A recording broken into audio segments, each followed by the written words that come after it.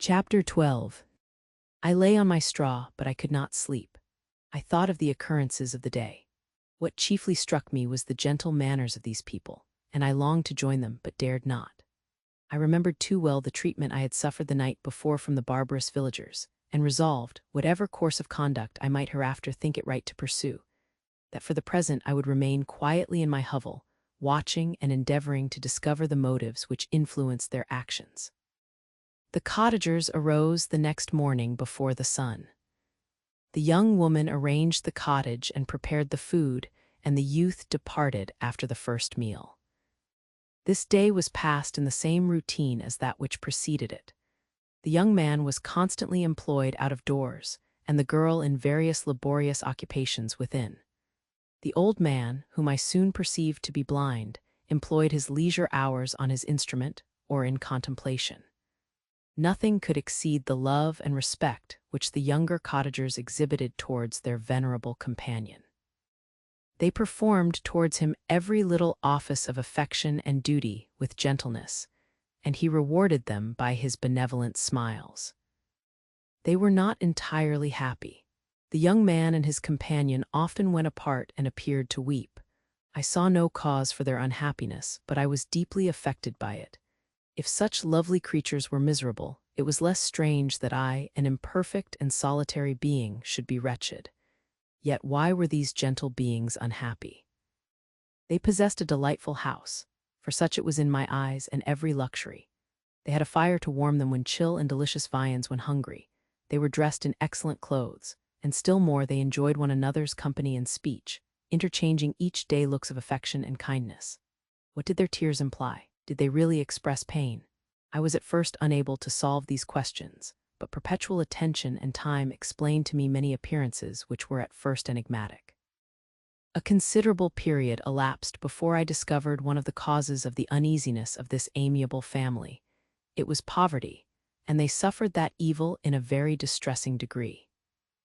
Their nourishment consisted entirely of the vegetables of their garden and the milk of one cow, which gave very little during the winter, when its masters could scarcely procure food to support it.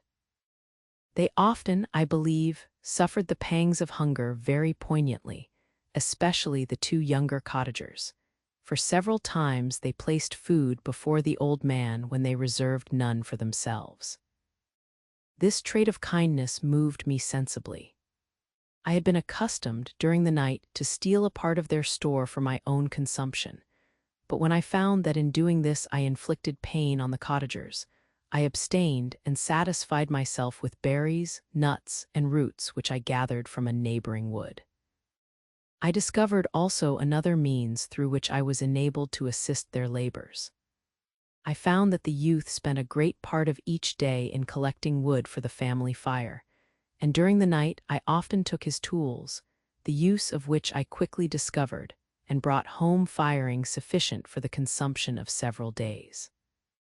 I remember the first time that I did this, the young woman, when she opened the door in the morning, appeared greatly astonished on seeing a great pile of wood on the outside. She uttered some words in a loud voice, and the youth joined her, who also expressed surprise. I observed with pleasure that he did not go to the forest that day, but spent it in repairing the cottage and cultivating the garden. By degrees I made a discovery of still greater moment. I found that these people possessed a method of communicating their experience and feelings to one another by articulate sounds. I perceived that the words they spoke sometimes produced pleasure or pain, smiles or sadness, in the minds and countenances of the hearers. This was indeed a godlike science, and I ardently desired to become acquainted with it. But I was baffled in every attempt I made for this purpose.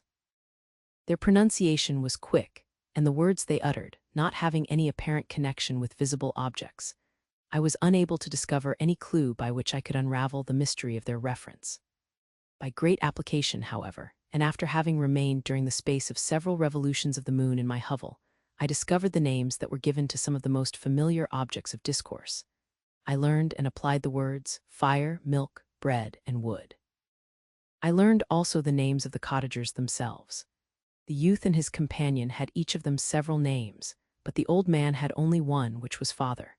The girl was called sister or Agatha, and the youth Felix, brother or son. I cannot describe the delight I felt when I learned the ideas appropriated to each of these sounds and was able to pronounce them. I distinguished several other words without being able as yet to understand or apply them, such as good, dearest, unhappy.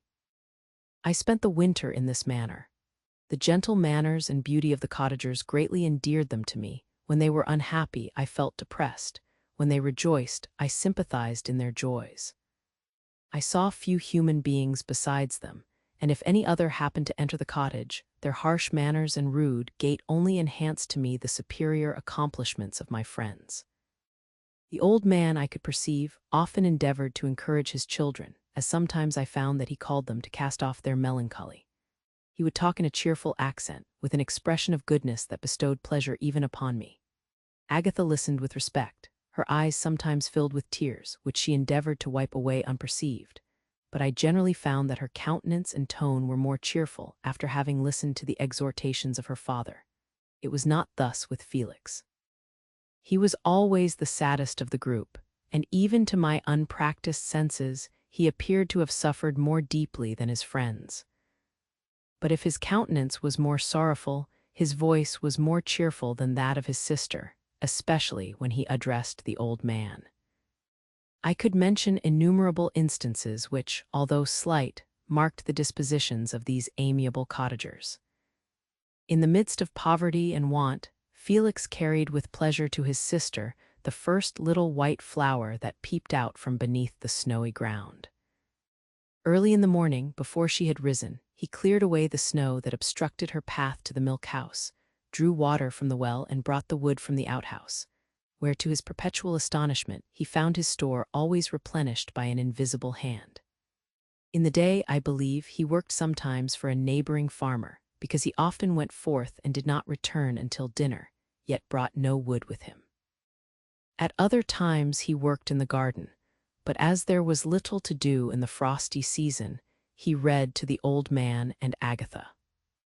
This reading had puzzled me extremely at first, but by degrees I discovered that he uttered many of the same sounds when he read as when he talked.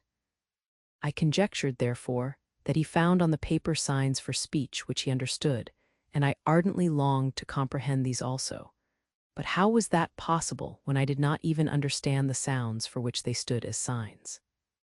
I improved, however, sensibly in this science, but not sufficiently to follow up any kind of conversation, although I applied my whole mind to the endeavor, for I easily perceived that, although I eagerly longed to discover myself to the cottagers, I ought not to make the attempt until I had first become master of their language, which knowledge might enable me to make them overlook the deformity of my figure. For with this also the contrast perpetually presented to my eyes had made me acquainted. I had admired the perfect forms of my cottagers, their grace, beauty, and delicate complexions, but how was I terrified when I viewed myself in a transparent pool? At first I started back, unable to believe that it was indeed I who was reflected in the mirror, and when I became fully convinced that I was in reality the monster that I am, I was filled with the bitterest sensations of despondence and mortification. Alas! I did not yet entirely know the fatal effects of this miserable deformity. As the sun became warmer and the light of day longer, the snow vanished, and I beheld the bare trees and the black earth. From this time Felix was more employed, and the heart-moving indications of impending famine disappeared. Their food, as I afterwards found, was coarse, but it was wholesome, and they procured a sufficiency of it. Several new kinds of plants sprang up in the garden, which they dressed, and these signs of comfort increased daily as the season advanced. The old man, leaning on his son, walked each day at noon, when it did not rain, as I found it was called when the heavens poured forth its waters. This frequently took place, but a high wind quickly dried the earth, and the season became far more pleasant than it had been. My mode of life in my hovel was uniform. During the morning I attended the motions of the cottagers, and when they were dispersed in various occupations, I slept. The remainder of the day was spent in observing my friends. When they had retired to rest, if there was any moon or the night was starlight, I went into the woods and collected my own food and fuel for the cottage. When I returned, as often as it was necessary, I cleared their path from the snow and performed those offices that I had seen done by Felix. I afterwards found that these labors, performed by an invisible hand, greatly astonished them, and once or twice I heard them, on these occasions, utter the words "good spirit," "wonderful," but I did not then understand the signification of these terms. My thoughts now became more active, and I longed to discover the motives and feelings of these lovely creatures. I was inquisitive to know why Felix appeared so miserable and Agatha so sad. I thought, foolish wretch, that it might be in my power to restore happiness to these deserving people. When I slept or was absent, the forms of the venerable blind father, the gentle Agatha, and the excellent Felix flitted before me. I looked upon them as superior beings who would be the arbiters of my future destiny. I formed in my imagination 1,000 pictures of presenting myself to them and their reception of me. I imagined that they would be disgusted, until, by my gentle demeanor and conciliating words, I should first win their favor and afterwards their love. These thoughts exhilarated me and led me to apply with fresh ardor to the acquiring the art of language. My organs were indeed harsh but supple, and although my voice was very unlike the soft music of their tones, yet I pronounced such words as I understood with tolerable ease. It was as the ass and the lapdog, yet surely the gentle ass, whose intentions were affectionate, although his manners were rude, deserved better treatment than blows and execration. The pleasant showers and genial warmth of spring greatly altered the aspect of the earth. Men who before this change seemed to have been hid in caves dispersed themselves and were employed in various arts of cultivation. The birds sang in more cheerful notes, and the leaves began to bud forth on the trees. Happy, happy earth, fit habitation for gods, which, so short a time before, was bleak, damp, and unwholesome. My spirits were elevated by the enchanting appearance of nature. The past was blotted from my memory, the present was tranquil, and the future gilded by bright rays of hope and anticipations of joy. Chapter 13. I now hasten to the more moving part of my story. I shall relate events that impressed me with feelings which, from what I had been, have made me what I am. Spring advanced rapidly, the weather became fine, and the skies cloudless. It surprised me that what before was desert and gloomy should now bloom with the most beautiful flowers and verdure. My senses were gratified and refreshed by 1,000 scents of delight and 1,000 sights of beauty. It was on one of these days, when my cottagers periodically rested from labor, the old man played on his guitar, and the children listened to him, that I observed the countenance of Felix was melancholy beyond expression. He sighed frequently, and once his father paused in his music, and I conjectured by his manner that he inquired the cause of his son's sorrow.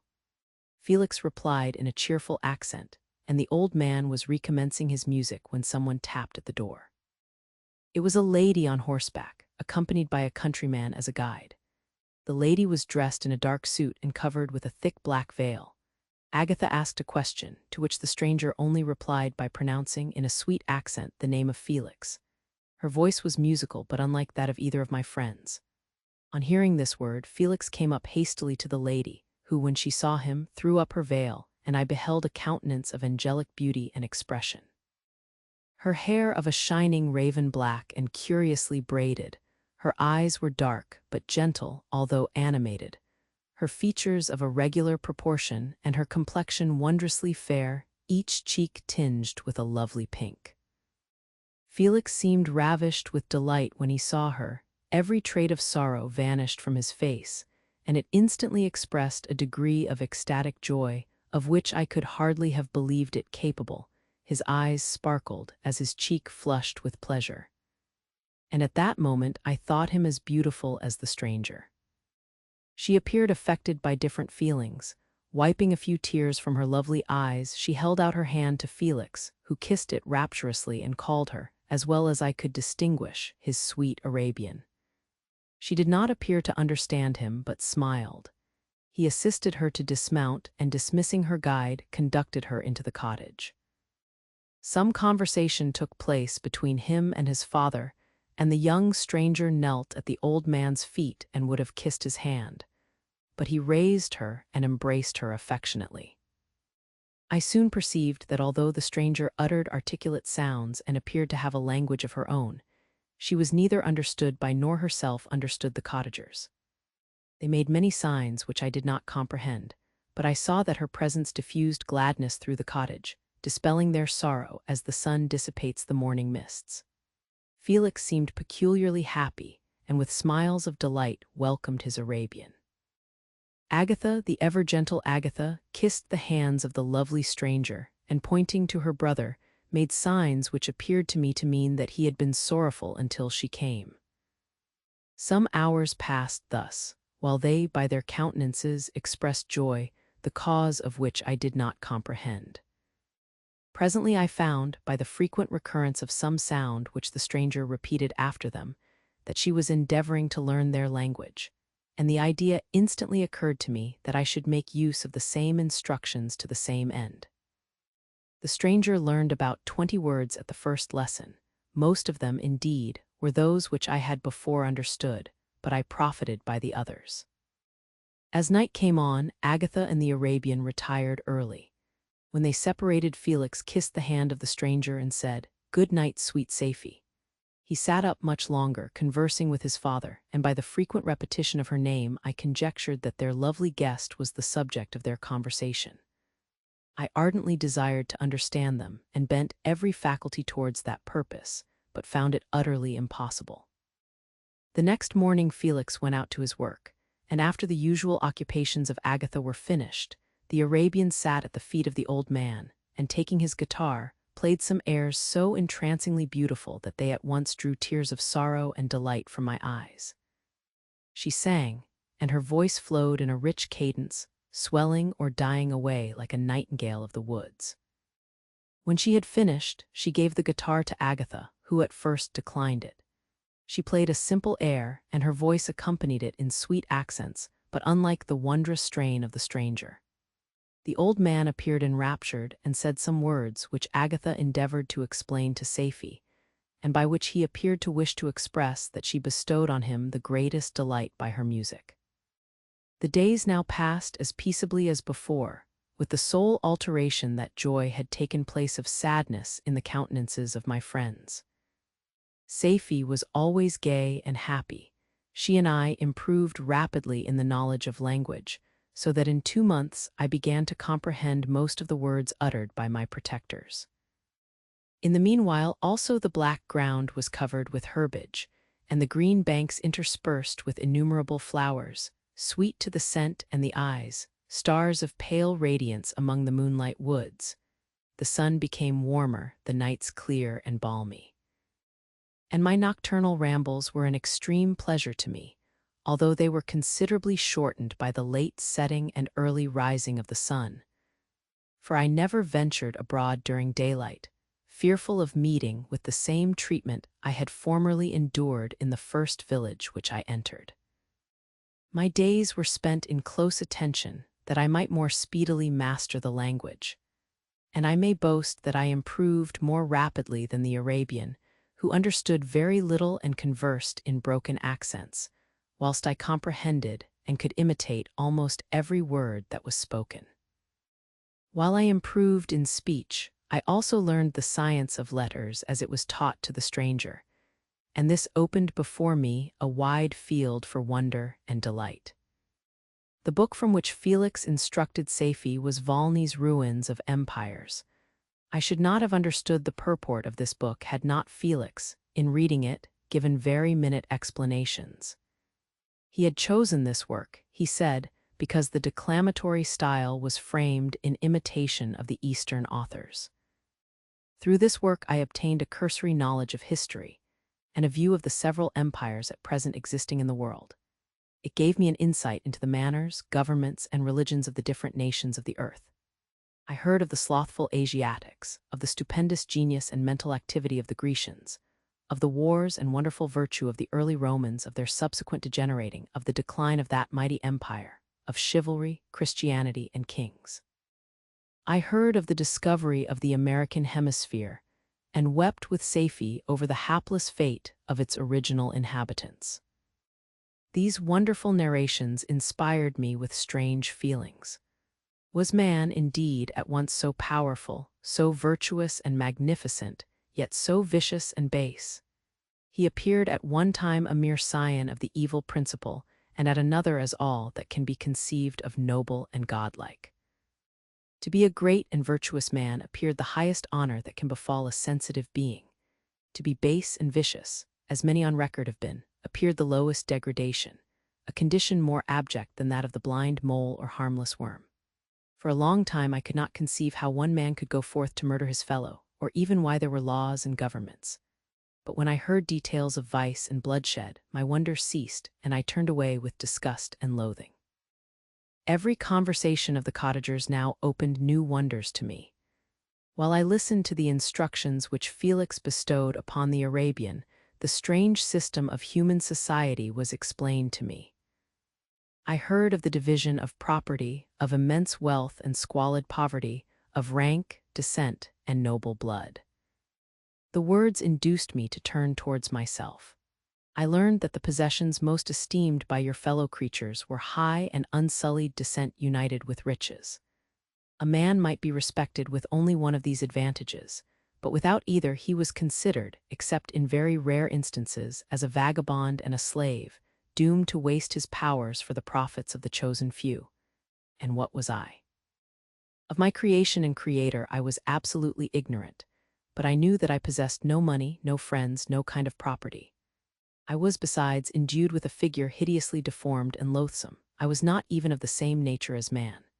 I was more agile than they and could subsist upon coarser diet. I bore the extremes of heat and cold with less injury to my frame. My stature far exceeded theirs. When I looked around I saw and heard of none like me.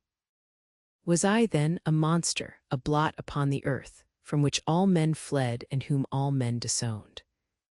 I cannot describe to you the agony that these reflections inflicted upon me. I tried to dispel them, but sorrow only increased with knowledge.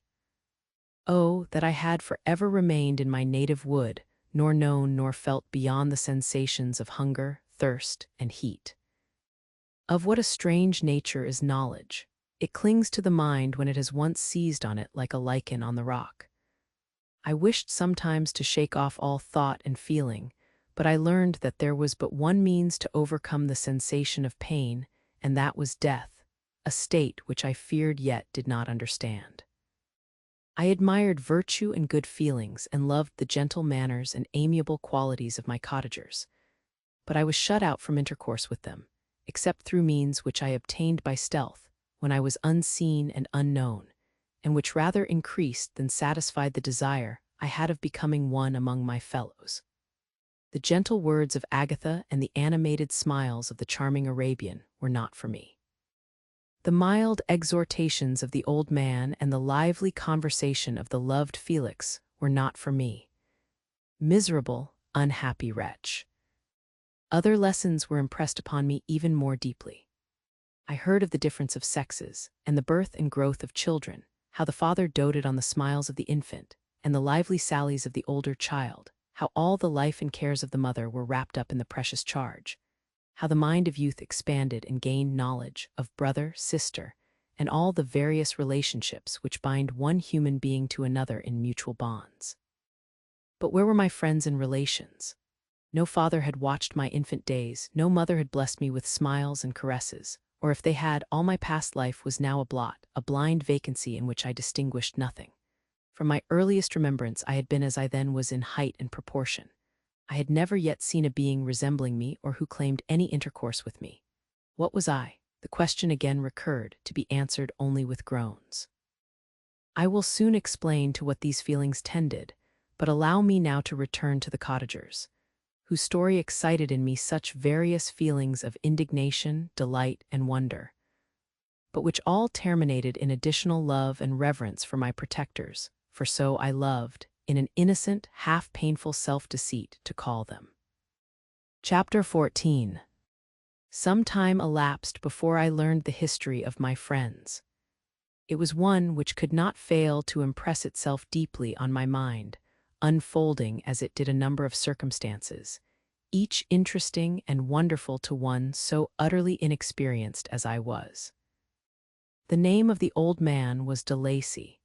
He was descended from a good family in France, where he had lived for many years in affluence, respected by his superiors and beloved by his equals. His son was bred in the service of his country, and Agatha had ranked with ladies of the highest distinction. A few months before my arrival, they had lived in a large and luxurious city called Paris, surrounded by friends and possessed of every enjoyment which virtue, refinement of intellect, or taste, accompanied by a moderate fortune, could afford. The father of Safie had been the cause of their ruin. He was a Turkish merchant and had inhabited Paris for many years, when, for some reason which I could not learn, he became obnoxious to the government. He was seized and cast into prison the very day that Safie arrived from Constantinople to join him. He was tried and condemned to death. The injustice of his sentence was very flagrant. All Paris was indignant, and it was judged that his religion and wealth, rather than the crime alleged against him, had been the cause of his condemnation. Felix had accidentally been present at the trial. His horror and indignation were uncontrollable when he heard the decision of the court. He made, at that moment, a solemn vow to deliver him and then looked around for the means. After many fruitless attempts to gain admittance to the prison, he found a strongly grated window in an unguarded part of the building, which lighted the dungeon of the unfortunate Mohammedan, who, loaded with chains, waited in despair the execution of the barbarous sentence. Felix visited the grate at night and made known to the prisoner his intentions in his favor. The Turk, amazed and delighted, endeavored to kindle the zeal of his deliverer by promises of reward and wealth. Felix rejected his offers with contempt, yet when he saw the lovely Safie, who was allowed to visit her father, and who by her gestures expressed her lively gratitude, the youth could not help owning to his own mind that the captive possessed a treasure which would fully reward his toil and hazard. The Turk quickly perceived the impression that his daughter had made on the heart of Felix, and endeavored to secure him more entirely in his interests by the promise of her hand in marriage so soon as he should be conveyed to a place of safety. Felix was too delicate to accept this offer, yet he looked forward to the probability of the event as to the consummation of his happiness. During the ensuing days, while the preparations were going forward for the escape of the merchant, the zeal of Felix was warmed by several letters that he received from this lovely girl, who found means to express her thoughts in the language of her lover by the aid of an old man, a servant of her father who understood French. She thanked him in the most ardent terms for his intended services towards her parent, and at the same time she gently deplored her own fate. I have copies of these letters, for I found means, during my residence in the hovel, to procure the implements of writing, and the letters were often in the hands of Felix or Agatha. Before I depart, I will give them to you. They will prove the truth of my tale. But at present, as the sun is already far declined, I shall only have time to repeat the substance of them to you.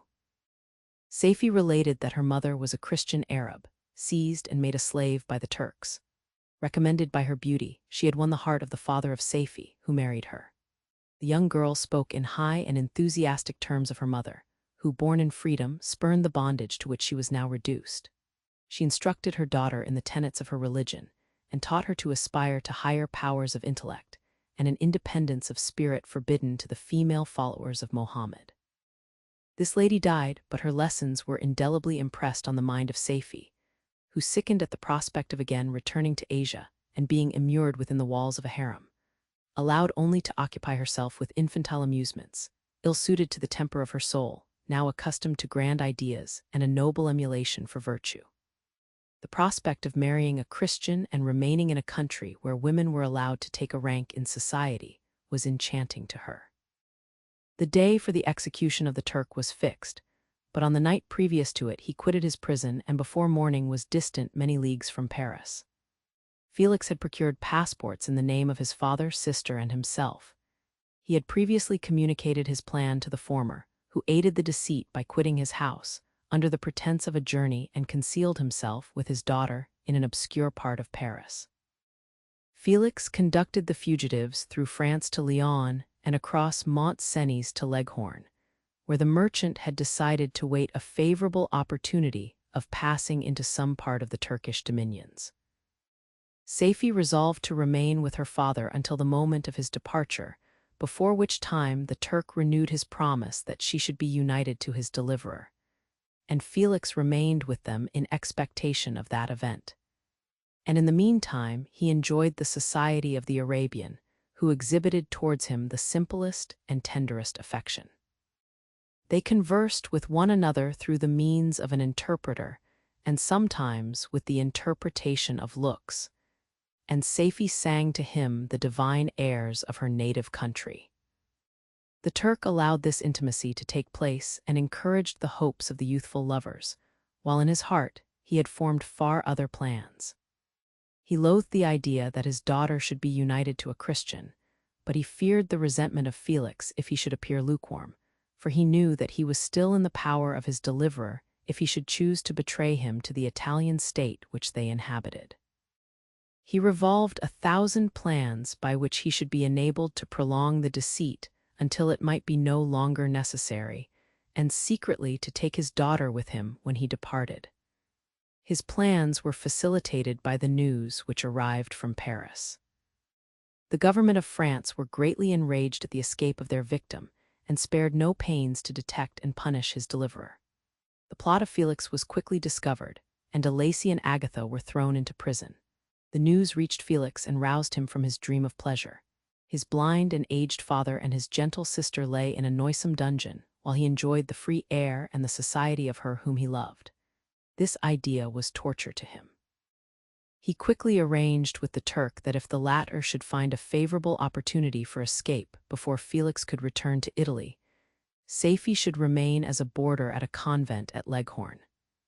And then, quitting the lovely Arabian, he hastened to Paris and delivered himself up to the vengeance of the law, hoping to free de Lacy and Agatha by this proceeding. He did not succeed.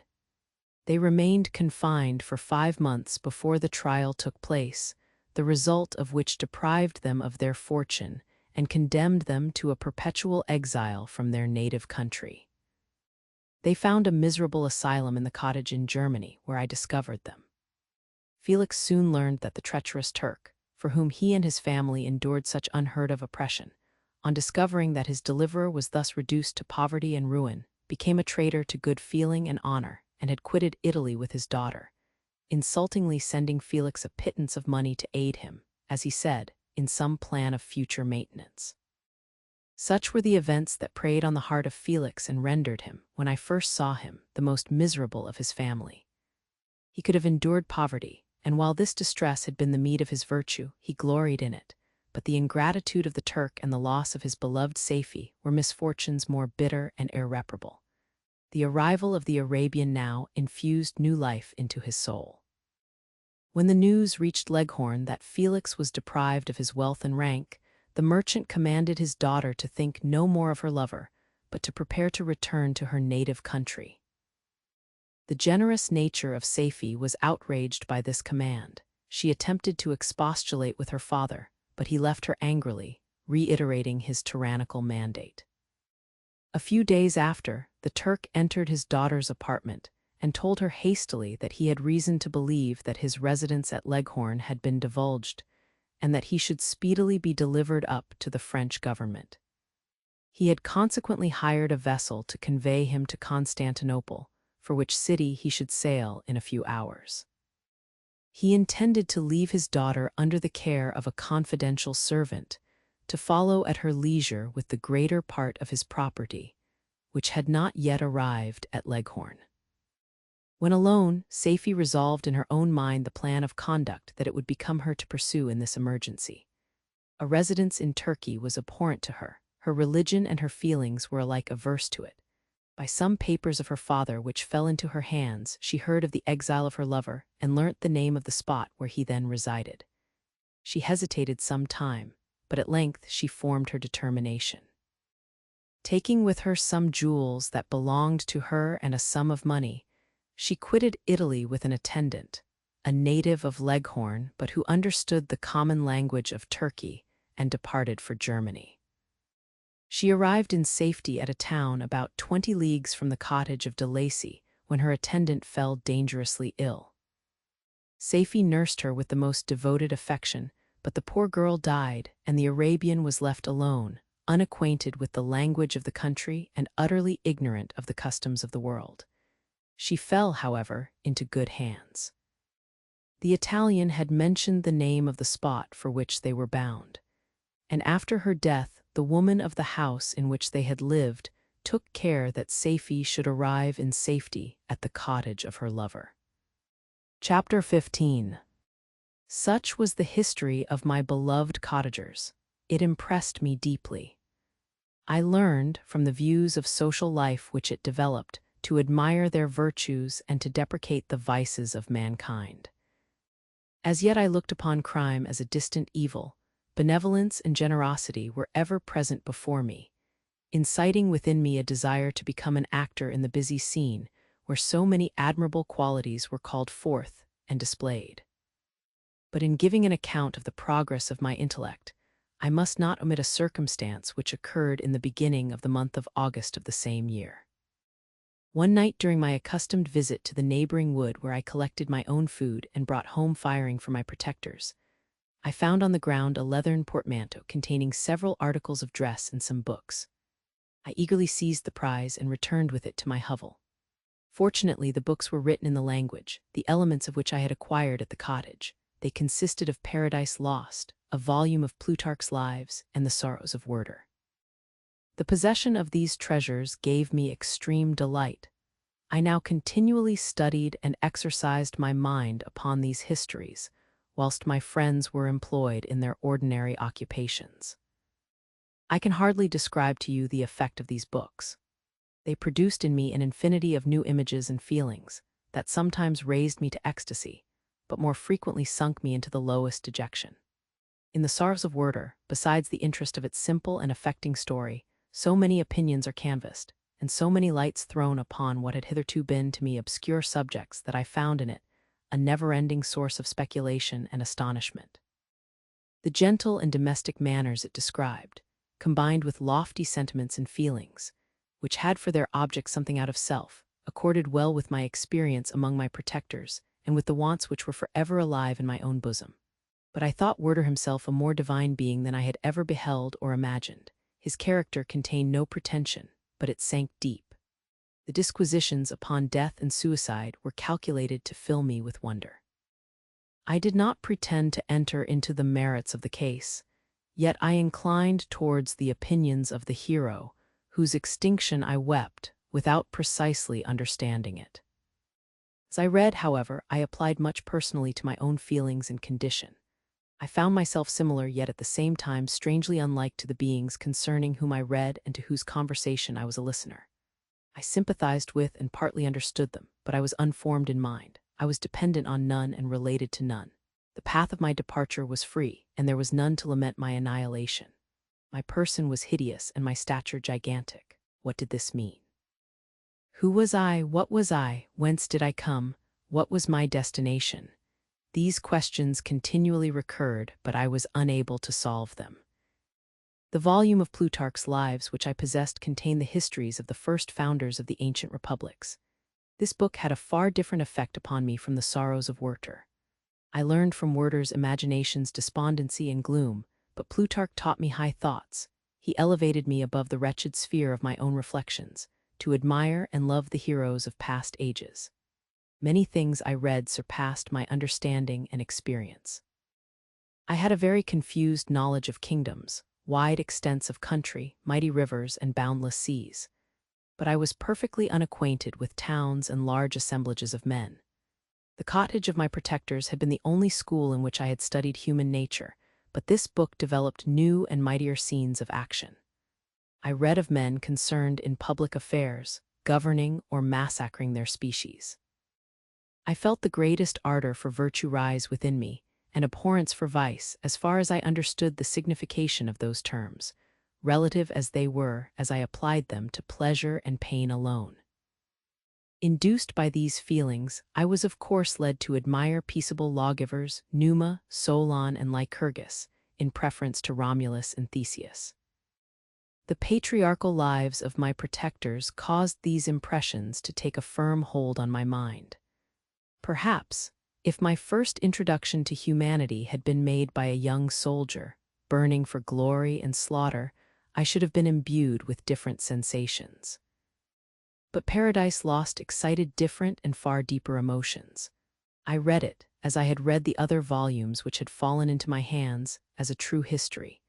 It moved every feeling of wonder and awe that the picture of an omnipotent God warring with his creatures was capable of exciting. I often referred the several situations, as their similarity struck me, to my own. Like Adam, I was apparently united by no link to any other being in existence, but his state was far different from mine in every other respect. He had come forth from the hands of God, a perfect creature, happy and prosperous, guarded by the especial care of his Creator. He was allowed to converse with and acquire knowledge from beings of a superior nature, but I was wretched, helpless, and alone.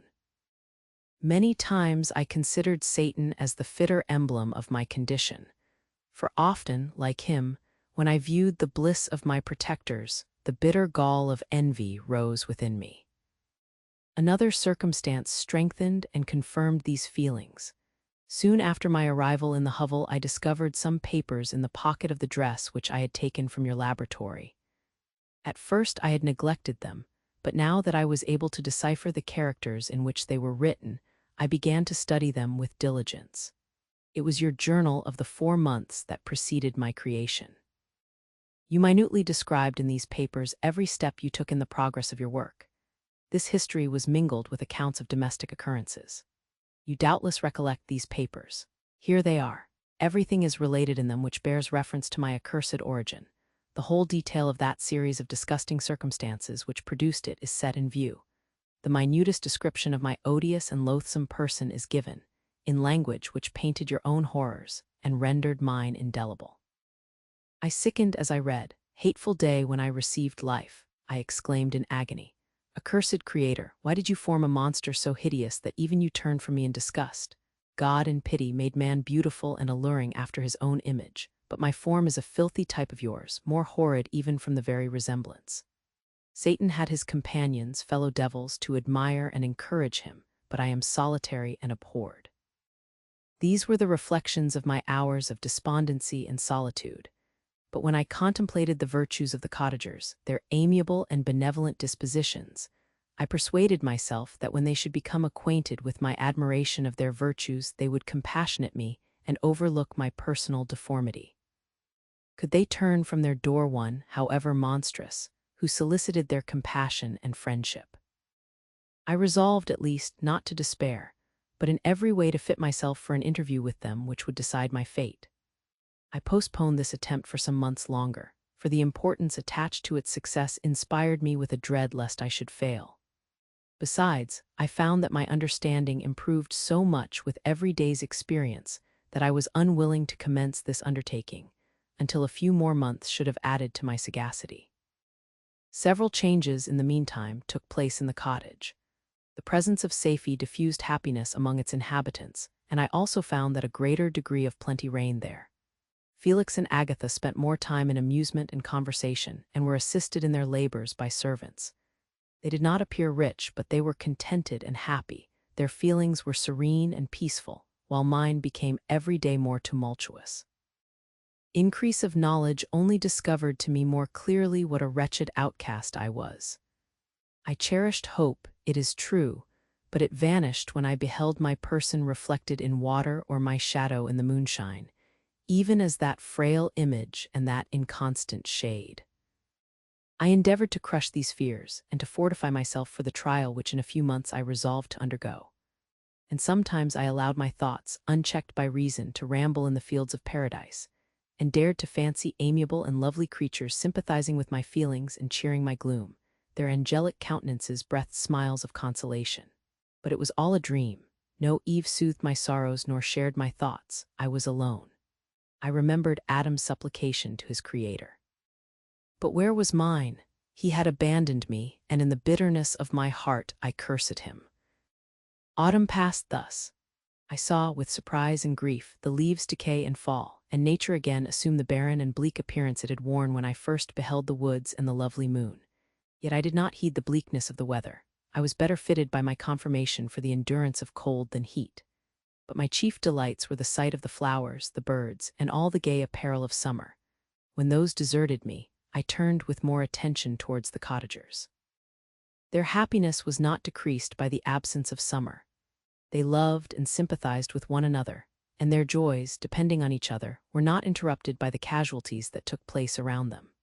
The more I saw of them, the greater became my desire to claim their protection and kindness. My heart yearned to be known and loved by these amiable creatures. To see their sweet looks directed towards me with affection was the utmost limit of my ambition. I dared not think that they would turn them from me with disdain and horror. The poor that stopped at their door were never driven away. I asked, it is true, for greater treasures than a little food or rest. I required kindness and sympathy, but I did not believe myself utterly unworthy of it. The winter advanced, and an entire revolution of the seasons had taken place since I awoke into life. My attention at this time was solely directed towards my plan of introducing myself into the cottage of my protectors. I revolved many projects, but that on which I finally fixed was to enter the dwelling when the blind old man should be alone. I had sagacity enough to discover that the unnatural hideousness of my person was the chief object of horror with those who had formerly beheld me. My voice, although harsh, had nothing terrible in it. I thought, therefore, that if in the absence of his children I could gain the good will and mediation of the old de Lacy, I might by his means be tolerated by my younger protectors.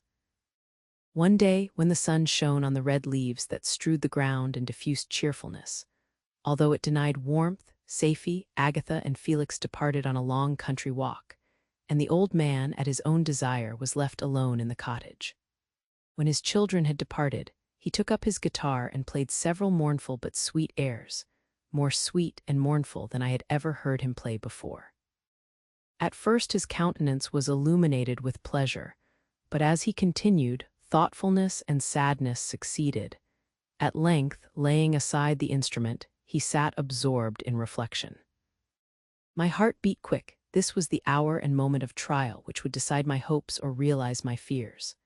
The servants were gone to a neighboring fair. All was silent in and around the cottage. It was an excellent opportunity. Yet when I proceeded to execute my plan, my limbs failed me and I sank to the ground.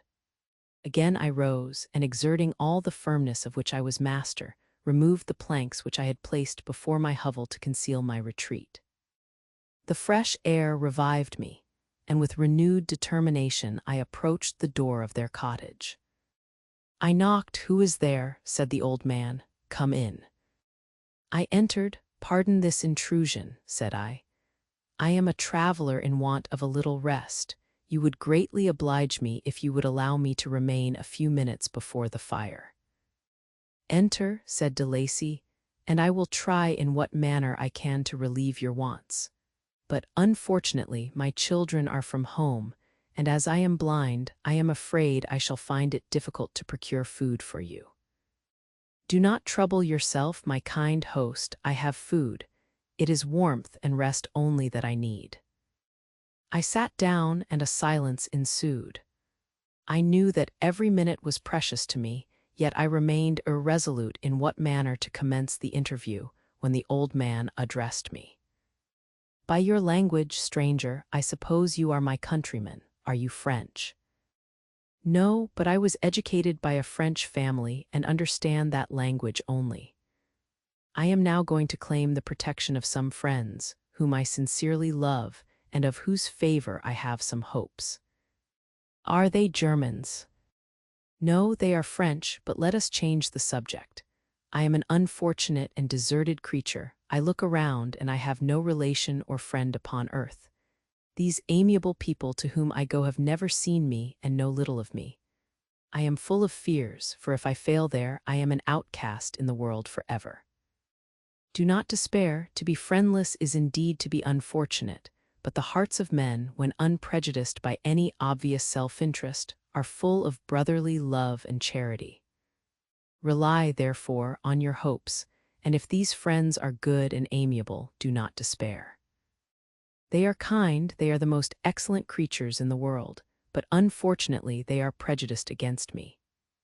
I have good dispositions, my life has been hitherto harmless and in some degree beneficial, but a fatal prejudice clouds their eyes, and where they ought to see a feeling and kind friend, they behold only a detestable monster. That is indeed unfortunate, but if you are really blameless, cannot you undeceive them? I am about to undertake that task, and it is on that account that I feel so many overwhelming terrors. I tenderly love these friends. I have, unknown to them, been for many months in the habits of daily kindness towards them, but they believe that I wish to injure them, and it is that prejudice which I wish to overcome. Where do these friends reside? Near this spot. The old man paused and then continued. If you will unreservedly confide to me the particulars of your tale, I perhaps may be of use in undeceiving them. I am blind and cannot judge of your countenance, but there is something in your words which persuades me that you are sincere. I am poor and an exile, but it will afford me true pleasure to be in any way serviceable to a human creature. Excellent man, I thank you and accept your generous offer. You raise me from the dust by this kindness, and I trust that, by your aid, I shall not be driven from the society and sympathy of your fellow creatures. Heaven forbid, even if you were really criminal, for that can only drive you to desperation and not instigate you to virtue. I also am unfortunate. I and my family have been condemned, although innocent. Judge, therefore, if I do not feel for your misfortunes. How can I thank you, my best and only benefactor? From your lips first have I heard the voice of kindness directed towards me. I shall be forever grateful, and your present humanity assures me of success with those friends whom I am on the point of meeting. May I know the names and residence of those friends? I paused. This, I thought, was the moment of decision, which was to rob me of or bestow happiness on me forever.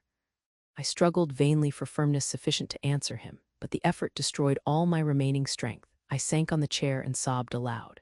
At that moment I heard the steps of my younger protectors. I had not a moment to lose, but seizing the hand of the old man, I cried, "Now is the time. Save and protect me. You and your family are the friends whom I seek. Do not you desert me in the hour of trial." "Great God!" exclaimed the old man. "Who are you?" At that instant the cottage door was opened, and Felix, Safie, and Agatha entered. Who can describe their horror and consternation on beholding me? Agatha fainted, and Safie, unable to attend to her friend, rushed out of the cottage. Felix darted forward, and with supernatural force tore me from his father, to whose knees I clung in a transport of fury. He dashed me to the ground and struck me violently with a stick. I could have torn him limb from limb, as the lion rends the antelope. But my heart sank within me as with bitter sickness, and I refrained. I saw him on the point of repeating his blow, when, overcome by pain and anguish, I quitted the cottage, and in the general tumult escaped unperceived to my hovel.